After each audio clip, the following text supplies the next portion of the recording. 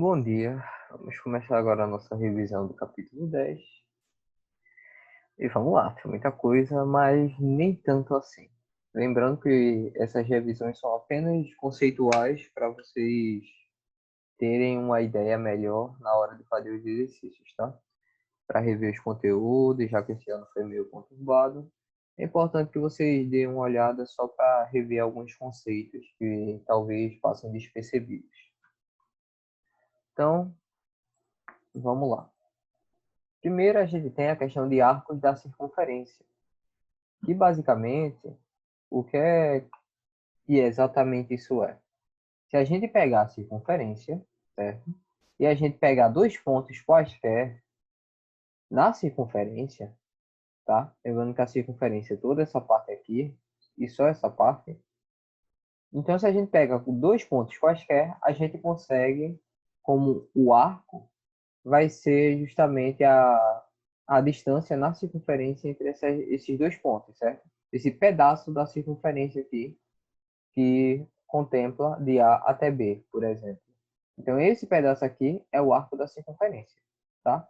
E quando a gente for representar um arco de circunferência, vai ser assim. Ou você pode colocar AB e passar um tracinho, meio como se fosse realmente um pedaço de circunferência, tá? Meio curvo, ou BA. Geralmente é usado AB mesmo, mas BA também não teria problema nenhum.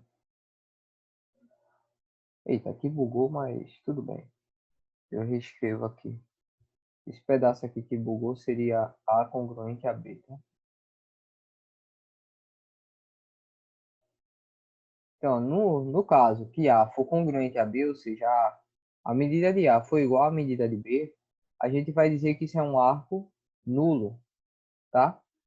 E se a gente pegar a teoria aqui, por exemplo, você tem duas distâncias que você pode fazer aqui, tá? Por exemplo, nessa letra não, mas no slide anterior, é o seguinte: você tem duas distâncias para chegar aqui, ó. Você pode ter de A até B, mas você pode fazer o sentido contrário. Você pode pegar essa daqui, ó, que é a maior, certo? Essa seria a maior, não ficou tão bonita, obviamente, mas essa seria a maior e essa daqui é a menor, tá? Geralmente a gente considera a menor para fazer os cálculos do que a maior, geralmente. Nesse caso aqui, ó, quando o A for igual a B, você tem o arco nulo, quando você está considerando apenas o mais curto, ou você tem o arco de uma volta completa, porque ele vai dar essa volta aqui maior, tá? Tem outros arcos também que a gente contempla, tem, por exemplo, para ângulo de 90 graus, ângulos de 120, por aí diante, mas isso aí vai ter nos exercícios, não tem tanto problema não, tá? Só questão de definição. Rapaz, isso não devia estar assim, não. Eu vou ter que ajeitar isso aqui. Isso aqui ele não tava da outra vez, ele não tava assim, não. Então vamos fazer uma pausa aqui no vídeo e já já eu volto. Ok, voltando aqui dos problemas técnicos, a gente tem o seguinte. Ok, a gente vai ter dois tipos de unidades para medir arcos e ângulos, tá? O primeiro vai ser o grau, que geralmente é utilizado já para ângulos, vocês já conheciam. E basicamente, quando a gente for tratar da circunferência, quando a gente estiver falando 1 grau, significa que vai ser 1 sobre 360 que a gente vai estar tratando, certo? Ou a gente pode falar sobre 1 360 avos, mas isso aqui é por vocês. Porém, eu prefiro falar 1 sobre 360, que é uma linguagem mais matemática mesmo e mais prática. Então, no caso, a gente está dizendo que é 1 grau e, no caso, a gente também automaticamente a gente diz que a circunferência ela é dividida em 360 partes, ou 360 graus, ok? Outra coisa também que a gente vai ter, que isso aqui é já para a questão de horas, que vai ter questões relacionadas a horas e minutos, é que basicamente a gente pode dizer que 1 grau ele equivale a 60 minutos de grau, que seria já uma forma. Imagine que quando a gente está tratando de números inteiros, a gente tem a vírgula, certo? E começa a adicionar os números aqui. No caso do grau, a vírgula, entre aspas, que seria do grau, seria justamente os minutos e os segundos, tá? Então tem esse porém aí. É como se isso fosse os números racionais. Ou seja, uma parte mais específica. A gente não aborda tanto isso daqui, para falar a verdade. Mas é importante que tenha.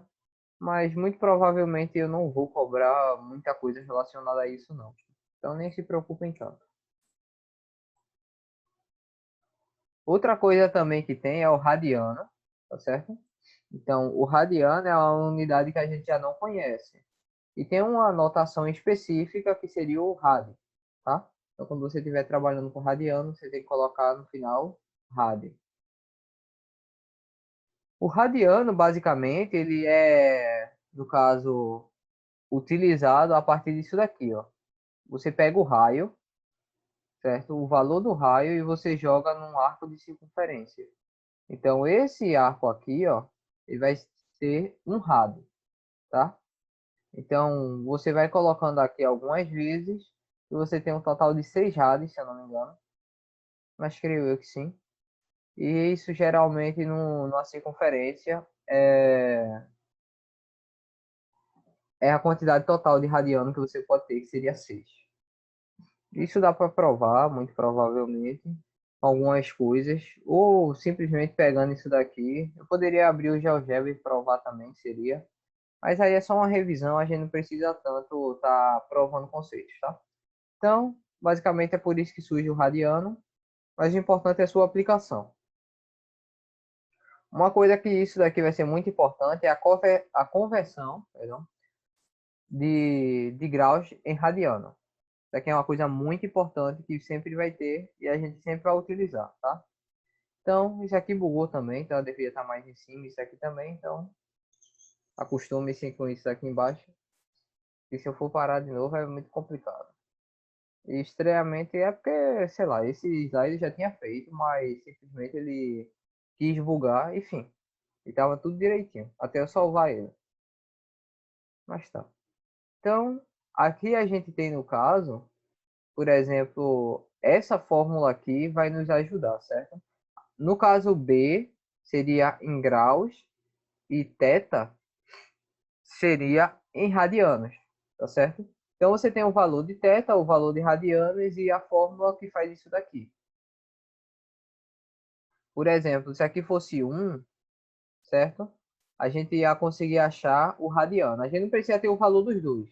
É como se a gente pegasse o valor de 1, certo? Essa é a fórmula geral. Vocês anotam ela. Aí se, por exemplo, a questão diz que tem 30 graus, você troca o beta por 30 e aí você vai fazer regra de 3. Faz a multiplicação aqui, ó. No caso fica 360 vezes pi rad e 30 vezes 2 pi rad, certo? Falei pi aqui, eu falei era teta, tá? Então, faz a regra de 3 e consegue os resultados. Obviamente vai ter várias questões que eu vou estar explicando sobre isso.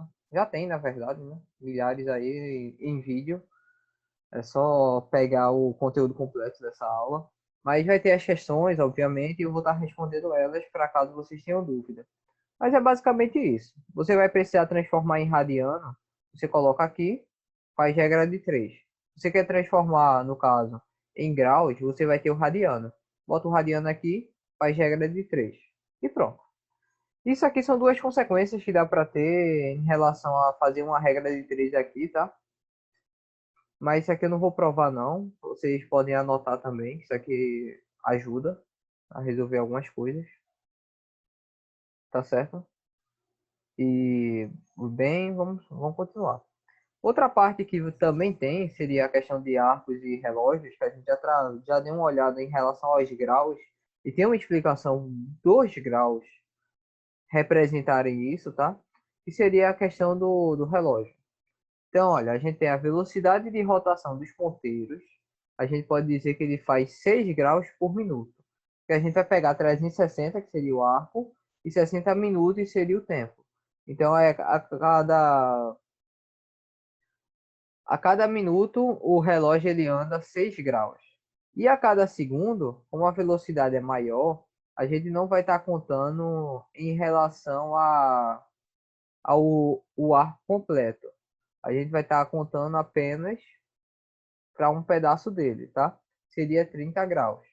Então, 30 graus sobre 60, tá? Isso aqui tá meio errado, não deveria ser 60 minutos, deveria ser 60 segundos. Mas eu imagino que ele tenha colocado minutos, que ele já tenha feito o completo, tá? Porque isso aqui deveria ser um valor e ele já deu uma resumida aqui, ok? Então, originalmente deveria ser para segundos, mas ele já deu uma convertida, assim, umas transformações para chegar até aqui, tá certo? Então, essas seriam as duas fórmulas que a gente tem para minutos e para segundos, basicamente. Seria o ponteiro maior e o ponteiro... Ah, perdão, eu estou viajando. Isso aqui é o ponteiro das horas. O ponteiro, por isso que eu estava achando estranho. O ponteiro para segundos é um cálculo diferente, então. Então, o ponteiro das horas, obviamente, ele vai mexer mais devagar, agora faz sentido. Por isso que dá 30 e não 360, tá certo? Porque uma hora ele vai pegar só um pedacinho aqui, ó, desse pedaço até esse, certo? Isso daqui vai ter 30 graus. O ponteiro dos segundos, ele é um pouquinho mais rápido do que isso, ele faz o mesmo movimento, tá certo? Então, esqueçam aquela loucura ali que eu disse para vocês. Basicamente, a velocidade do ponteiro vai ser meio grau por minuto, tá? São duas coisas que a gente vai usar pouco, para falar a verdade. Eu não vou estar cobrando tanto, talvez uma questão, talvez, como eu disse, talvez uma questão na prova, mas vai depender também da lista que eu fizer. Por fim, a gente vai ter os elementos e algumas características da circunferência, tá? Importante ter muitos cálculos em relação a isso, vai ser uma boa parte, certo, do conteúdo. Porém, assim, obviamente é só um capítulo, certo? A gente não tem muito para colocar numa prova, porque são 3 capítulos, esse é só um. Então vamos lá. A gente tem aqui, ó, os elementos, obviamente, só revisando. OP, que seria aqui, ó, de O até P, a gente pode considerar como raio, seria do centro até uma parte da circunferência. A gente tem o diâmetro, que seria QP, que seria, obviamente, 2 vezes o raio, que justamente está aqui. ST, certo? ST vai ser simplesmente uma corda. O que é uma corda é qualquer coisa que você esteja passando assim entre uma parte da circunferência e outra que não tenha, que não esteja passando pelo centro. Por exemplo, isso daqui, ó, de T até P também é uma corda, de S até Q é uma corda, aqui também é uma corda e assim diante, tá? A gente consegue várias cordas. E outra coisa que a gente tem aqui, ó, QMP, essa daqui é uma parte completa, seria uma semicircunferência, que é esse pedaço todo aqui, ó. Mas a gente também tem os arcos, que a gente já viu, que poderia ser esse pedaço aqui é um arco e etc, tá certo? Outra coisa também que é importante é as posições relativas entre a reta e a circunferência. Quando ela não está encostando em nenhum ponto da circunferência, a gente chama de externa. Quando ela encosta apenas em um ponto da circunferência, a gente chama de tangente. E quando a reta, no caso, ela encosta em 2 pontos da circunferência, a gente tem o nome secante, tá? Então, secante vai ser 2, tangente vai ser 1 e externa vai ser nenhuma. Aí a gente tem agora a propriedade da reta tangente, certo? Toda reta tangente a uma circunferência é perpendicular ao raio do ponto de tangência. O que significa? Se você pega uma reta tangente, certo? E esse ponto aqui, ó, você for pegar o raio dele, certo? Entre o centro e ele, isso significa que vai dar um ângulo de 90 graus, com toda certeza. A propriedade da reta secante é semelhante, tá? Se você pegar 2 pontos, no caso os pontos que são os pontos em relação à reta secante, a intersecção, e você fazer a média dele, então, se você pegar a relação de O até ele, a gente também consegue 90 graus, tá certo? Então, a gente tem isso daqui, no caso, que existe uma perpendicularidade tanto na secante quanto na tangente em relação ao centro, quando a gente está trabalhando com aquele raio, tá? Outra coisa que é importante, que isso aqui provavelmente, assim, com 100% de certeza vai estar na prova, é a questão de ângulo central e ângulo escrito. A gente vai ver primeiro o ângulo central, que é basicamente o seguinte. Você está vendo o ângulo que está aqui, formado por esse arco. Você tem o arco AB, certo? Você tem esse ângulo aqui, ó, de perdão, AOB. Então, esse ângulo AOB, que é, no caso, o alfa, a gente pode dizer que o alfa vai ser igual ao arco AB, tá certo? Então, esse pedaço aqui da circunferência é igual a esse pedaço do ângulo, é a mesma coisa. Por isso que a gente trabalha tanto em graus quanto em radiano. Porque esse pedaço aqui a gente mede em radiano e esse pedaço aqui geralmente a gente mede em graus, certo? Então, com essa característica aqui do ângulo central, a gente vê que isso é a mesma coisa, só que em medidas diferentes, tá certo? Então, ó, muito importante, tá? O ângulo central, a medida do ângulo central é igual à medida do arco. E o ângulo escrito ele é um pouco diferente, porque ele não vai estar no centro, certo? Então, olha, nesse caso ele pegou um ponto C qualquer aqui e fez nos dois, no caso no de AB. Isso ainda é um arco. Porém, esse ângulo que foi formado, ele vai ser um ângulo diferente, ele vai ser apenas a metade do arco, certo? A gente tem AB e esse ângulo beta, ele é a metade desse AB. Consequentemente, ele vai ser a metade desse daqui também, ó. Tá aqui dentro. Que é justamente o que a gente vai ver agora, tá vendo? Como esse a gente já viu, né? Na primeira parte, no ângulo, no caso, o ângulo central, que AB é igual a alfa, então essa característica do beta é a mesma coisa para alfa também. Então beta vai ser igual a metade de alfa, certo? Então é importante porque ele vai relacionar essas duas coisas e ele vai ter questões sobre isso com toda certeza. Já finalizando aqui essa parte, certo? Do capítulo 10, que já seria, estamos nas últimas, a gente pode dizer o seguinte, ângulos escritos, inclusive na aula eu fiz um negócio melhor com GeoGebra, que é basicamente o seguinte, não importa a posição do ângulo aqui, tá vendo? Que você possa mudar, isso vai continuar sendo o mesmo valor. Então, não importa a posição, o ângulo aqui é a mesma coisa, tá? Outra coisa que a gente também tem é o seguinte: todo triângulo, certo, que esteja inscrito na semicircunferência é retângulo. E a gente provou isso também, tá? Que isso daqui seria o raio, e com isso daqui a gente consegue meio que colocar. Você estando inscrito em 3 pontos, certo? Ele sempre vai ficar 90 graus. E teve toda a explicação que eu fiz lá na aula sobre isso. Não vou estar refazendo agora, porque agora é só para revisão mesmo. E agora a gente vem para um ponto final, que também é importante, tá? São as relações. Por exemplo, essa relação aqui, ó, você tem duas cordas qualquer, certo? Então, se você pegar elas e analisar, elas vão ter proporcionalidade.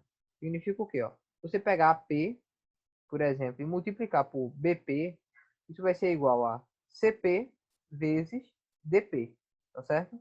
Isso é uma propriedade. A gente vai ter outra propriedade quando a gente tiver com a parte fora, certo? Que é essa daqui, ó, já são duas secantes. Você pode ver que está encostando em 2 pontos, tá certo? Então, olha, novamente, você pegar PA, que é o todo, e multiplicar por BP, que é esse pedaço, vai ser igual a PC, que é esse grandão, e multiplicado por BPD, que é esse pequeno, tá? Então, isso também faz. Essas propriedades geralmente é para a gente achar um pedaço que está faltando, alguma coisa assim. A gente também tem uma relação entre a secante e a tangente, que seria o seguinte: como a secante ela só encosta em um ponto, ou perdão, a tangente ela só encosta em um ponto, então a gente vai ter uma propriedade diferente, certo? Essa daqui ó, seria a tangente, então ela vai ser o quê? PA ao quadrado é igual a multiplicação de PB, que é esse todo aqui, vezes PC, que é esse pequeno aqui. Tá certo? Então essa é uma outra propriedade com outra formulazinha. E basicamente é isso, tá? Eu sei que essa parte ela parece ter bastante fórmula, mas ela é bem intuitiva, tá certo? Vocês não precisam estar sempre só ligados nas fórmulas. Vocês podem também ficar só vendo como é a resolução e tentando fazer as resoluções. E é bem mais simples do que parece. Confie em mim, acredite. Tá certo? Então a gente finaliza a aula por aqui. Próxima aula a gente continua com a revisão do capítulo 11. Até mais.